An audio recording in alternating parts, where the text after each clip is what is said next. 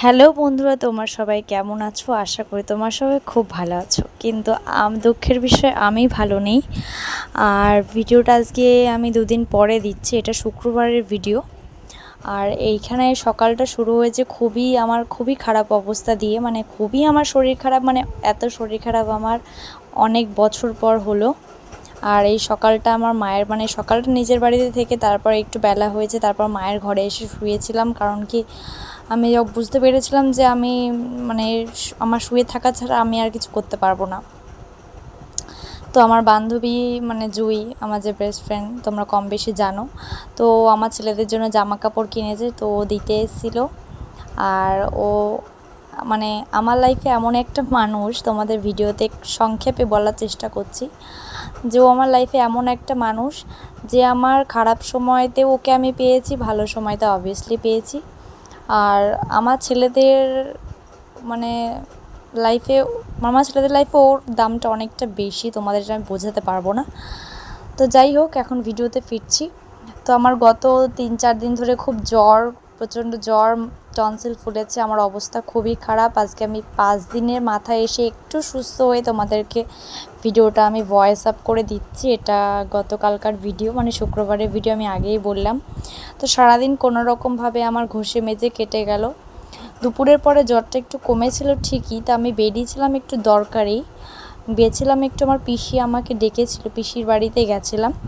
আর গেছিলাম হচ্ছে আমার শাশুড়ি মায়ের বাড়িতে, ওখানেও আমার একটু দরকার ছিল, তাই গেছিলাম।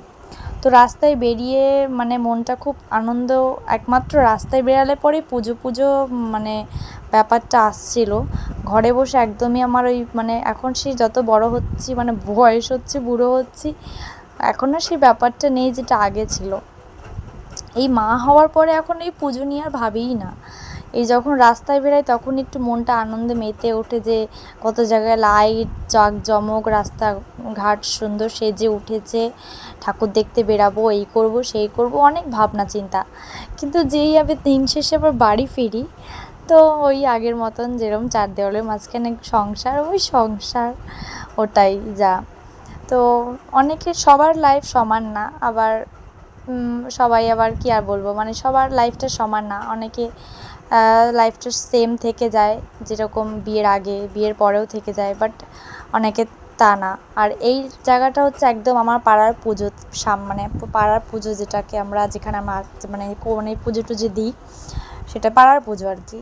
তো এই রাস্তাতেও এই লাইট ফাইট দিয়ে এরকম সাজিয়েছে, এটা ফার্স্ট টাইম এরকমভাবে সাজিয়েছে আমাদের পাড়ায়, যেটা আমি ভিডিওর ক্লিপ না তুলে পারলাম না।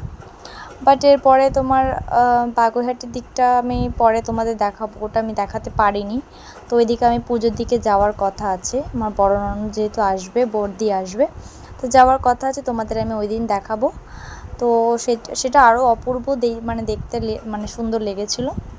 তো আমি তোমাদের জাস্ট কোনোরকমভাবে দেখিয়েছি, কারণ কি আমি সারাটা দিনের ডেইলি ব্লগটা দিতে পারিনি। তো আমি এরকম ক্লিপ নিয়ে ভয়েস আপটা দিচ্ছি, তোমাদের খানিকটা নিজের পরিস্থিতির কথা জানাচ্ছি। এটা সুভাষনগরের প্যান্ডেল, যেটা এখনও কমপ্লিট হয়নি, তাই আমি অতটা ভালো করে দেখালাম না। রাস্তায় শুধু দেখালাম যে এই যে লাইট ফাইট লাগিয়েছে লোকজন। আর আমি এই সব দেখতে দেখতে পিসির বাড়ি চলেও এসেছি। তো পিসির বাড়িতে আমি বসলাম, একটু গল্প টল্প করলাম, তারপরে দেখলাম শরীরটা আস্তে আস্তে বিগড়াচ্ছে। তখন আমি ওর বাবাকে বললাম, চলো তাড়াতাড়ি করে মায়ের বাড়িতে যাই। তখনও বুঝতে পারিনি যে আমার আবারও জ্বরটা আসবে।